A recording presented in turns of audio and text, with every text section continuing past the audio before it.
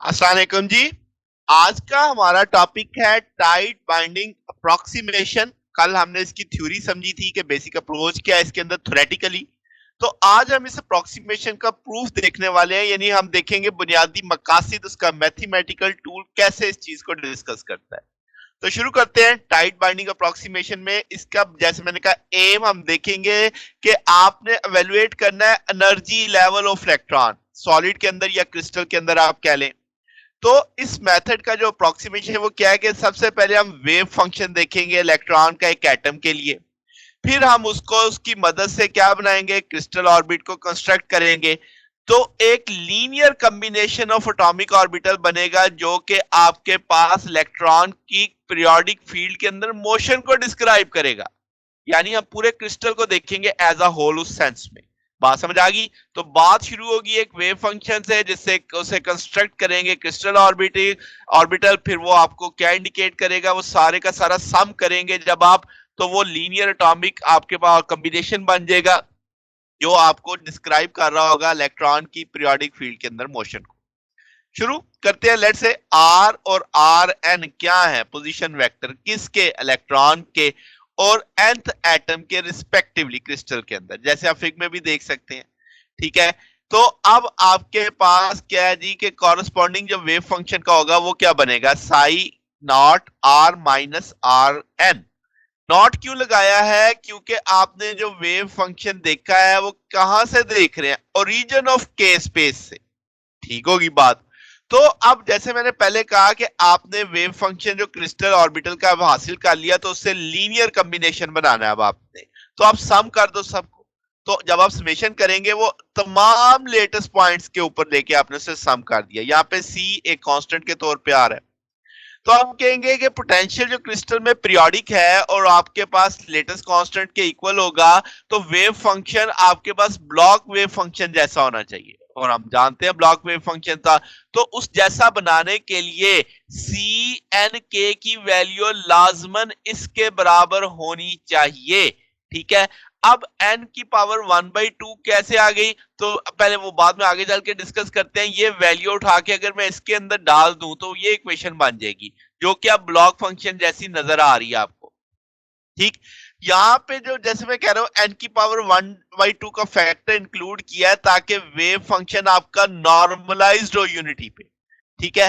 तो अब आप साई जो एटम का वेव फंक्शन है साई नॉट आर, तो नॉर्मलाइज आप कैसे करोगे, अब आपके पास फर्स्ट ऑर्डर परम्यूटेशन थ्योरी के अकॉर्डिंग ई बराबर होगा psi asterisk H cut psi D R, फिर साई स्टेरिक साई के इंटू डी आर। नीचे वाला जो आप देख रहे हो ये अब आपके पास नॉर्मलाइजेशन को शो करेगा, और एच यहाँ पे हैमिल्टोनियन को शो करेगा जो एनर्जी की कैलकुलेशन के लिए आ रहा है। पहले जिस चीज को मैंने ब्लू किया है इसको मैं हाईलाइट कर देता हूं कि आपका जो वेव फंक्शन का कॉन्जुगेट है वेव फंक्शन है इनटू डी आर।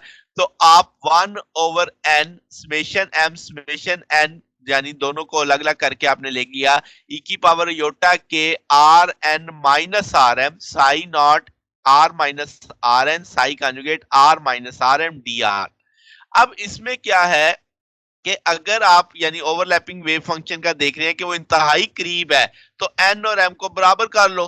तो जब आप इस समेशन में एन और एम को इकट्ठा कर दोगे तो ये फैक्टर आपके पास 1 आ जाएगा, ये फैक्टर भी आपके पास 1 आ जाएगा। तो ऐसी सूरत में क्या होगा, 1/n बचेगा। तो इसका मतलब ये जो इक्वेशन 3 में डिनोमिनेटर है इस सारे को रिप्लेस किया जा सकता है 1/n से। तो वो मैंने 1/n कर दिया यहाँ पे। ठीक होगी बात। अब क्या है जनाब, क्वांटम थ्योरी से हमने हैमिल्टोनियन फंक्शन देख लिया, minus H cut square 2m delta square plus V R square. V R यहाँ पे स्फेरिकल सिमेट्रिक पोटेंशियल को इंडिकेट कर रहा है। तो इस टूल के अंदर जो इक्वेशन क्वांटम थ्योरी का बनाया आपने, ये फैक्टर ऐड भी कर देना, V not R minus R N को, और प्लस भी कर देना, तो हमारी इक्वेशन पे कोई फर्क नहीं पड़ेगा। फिर थोड़ी सी तरतीब दे के लिख दिया, इसको अरेंज कर दिया, तो ये फंक्शन मैंने ब्रैकेट्स लगा दिया ताकि आपको समझ आती रहे। तो ये जो अब आपके पास V not R minus R n है, ये क्या है, ये पोटेंशियल है due to nth ground state atom of electron at R, इस पोजीशन वेक्टर पे। के ऊपर, ठीक है। तो अब आप ये इक्वेशन नंबर 6 अगर यहाँ पे लगा देते हैं दिस वन इक्वेशन नंबर 5 के अंदर इस जगह पे, तो अब आपकी इक्वेशन इस रूप में आ जाएगी। इंटीग्रल के अंदर आपने वो वैल्यू प्लेस कर दिया है। तो अब आपको दो हिस्सों में मैंने तोड़ दिया, यानी एक साथ दो काम किए हैं मैंने, कि आपके पास इस जगह पे बीच में प्लस का साइन था, तो इसको मैंने अलग अलग करके इंटीग्रल दे दिया, यानी एक स्टेप मैंने छोड़ा एक तरह से। तो ये जो राइट हैंड साइड पे आपकी इक्वेशन बन रही है, ये आपकी एनर्जी बन रही है फ्री इलेक्ट्रॉन की, इसे मैं ई नॉट कह देता हूं। तो इस जगह पे ई नॉट आ जाएगा और रिमेनिंग फैक्टर इसी तरह चलता जाएगा। अब मैंने देखो कलर चेंज किए हैं, साई के और साई के का कॉन्जुगेट अलग अलग किया है। साई के का वेव फंक्शन आपके सामने लिखा हुआ है, कॉन्जुगेट ऐसे आ गया, माइनस के साथ आ जाएगा, ठीक है। इसमें समेशन एन के लिहाज से चल रही है, इसमें समेशन एम के लिहाज से चल रही है। तो अब आप अगर इन दो इक्वेशंस को इक्वेशन 8 में इस्तेमाल करते हो तो आपके पास ये इक्वेशन आ जाएगी। ये बिल्कुल वैसी इक्वेशन है जिसमें आपने h की वैल्यू पहले प्लेस की थी ना, मैं दिखा दूंगा आपको दिस वन। तो आपने इस जगह पे जैसे नीचे इक्वेशन प्लेस की थी, इसमें h अब जस्ट ऐड किया आपने, तो अब वो कैसे बनी इक्वेशन वो अब आप बड़े आसानी से समझ सकते हैं। तो ये वेव फंक्शन लग गया बीच में। तो जनाब वाला, अब आपने क्या करना है कि इस जगह पे दिखाया जा सकता है कि क्रिस्टल में पीरियोडिसिटी है और आपने तमाम एम की वैल्यू को समेशन किया है, जो यील्ड करेगा एन सेम वैल्यू के लिए, यानी एन और एम इक्वल आपने अगर करते हैं तो सम ओवर द एन वो क्या होगा कि value of any summation times the number of term sum in the N. तो अब ये बेसिकली रिजल्ट आपको मिल रहा है इस जगह के ऊपर, जो चीज हम डिस्कस करना चाह रहे हैं। अगर मैं बिल फर्स्ट सिंप्लिसिटी के लिए आर एन जीरो कर दूं तो इस इक्वेशन में जहां जहां आर एन आ रहा है वो जीरो कर दिया गया, तो इक्वेशन ये बन जाएगी। तो यहां से इसे एन एन से कट जाएगा, रिमेनिंग फैक्टर ये लिख दिया गया। अगर आप आर एम जीरो कर देते हो, सेम एटम यानी नियरेस्ट नेबर की एटम की बात करते हो, तो अब आपके पास क्या आ जाएगा कि इस जगह पे आर एम जहां जहां आ रहा है वो जीरो कर दो तो इक्वेशन माइनस अल्फा के बराबर ले लेंगे। अल्फा यहाँ पे क्या बता रहा है, वेव फंक्शन बता रहा है। ये सिर्फ स्मॉल डिस्टेंस में एप्लीकेबल होगा, यानी टाइट बाइंडिंग अप्रोक्सीमेशन में इसके अंदर कोई ओवरलैपिंग नहीं हो रही वेव फंक्शन की डिफरेंट एटम्स पे, ठीक है। फिर आपके पास क्या, यानी आपने नियरेस्ट नेबर स्मॉल डिस्टेंस पे अप्लाई किया इसको, तो जब आप नियरेस्ट नेबर पे इंटरेक्शन देखेंगे तो इंटरेक्शन अब हो रही है, यहाँ पे इंटरेक्शन इन्वॉल्व नहीं है, ठीक है, वैसे नेबर में पड़ा है उसके। तो अब आप जब इंटरेक्शन देखेंगे तो इस जगह पे अब आपने कन्फाइन कर लिया, तो ये सारी चीज माइनस बीटा के इक्विवेलेंट आ जाएगी। अब आपके पास यहाँ पे अल्फा और बीटा एक कांस्टेंट के तौर पे आ रहे हैं, तो ये इक्वेशन इस रूप में शक्ल में लिखी जा सकती है, E naught minus alpha minus summation M beta E की पावर माइनस योटा के आर एम।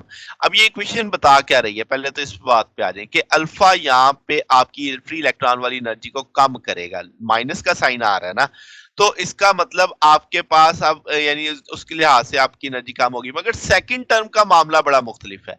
सेकंड टर्म आपकी जो एनर्जी लेवल है उसे ब्रॉड बड़ा कर रही है, बढ़ा रही है, यानी उसको एनर्जी बैंड्स में लेके जा रही है। समेशन है ना, तो आप जितने एटम्स को इकट्ठा करोगे उतने टाइम उसकी वो एनर्जी लेवल को बढ़ा के उतना एक बैंड का कंसेप्ट दे देगी, यानी क्रिस्टल बनाने के लिए, ठीक है। तो इसका मतलब ये होगा कि आपके पास एनर्जी जो इलेक्ट्रॉन की क्रिस्टल में है वो फ्री एटम वाले इलेक्ट्रॉन की एनर्जी से डिफर करती है, उसमें बैंड का कंसेप्ट भी आपके पास इन्वॉल्व हो जाता है। तो ये हमारा आज का टॉपिक था। अगर आपको इसमें कोई बात पूछनी हो, डाउट हो, तो नीचे कमेंट्स में पूछ सकते हैं। वीडियो अच्छी लगी हो तो वीडियो को लाइक कीजिएगा, दोस्तों के साथ शेयर कीजिएगा, चैनल को सब्सक्राइब कर दीजिएगा। अब तक के लिए इतना ही, पक्की इंशाल्लाह फिर नेक्स्ट। ओके, अल्लाह हाफिज।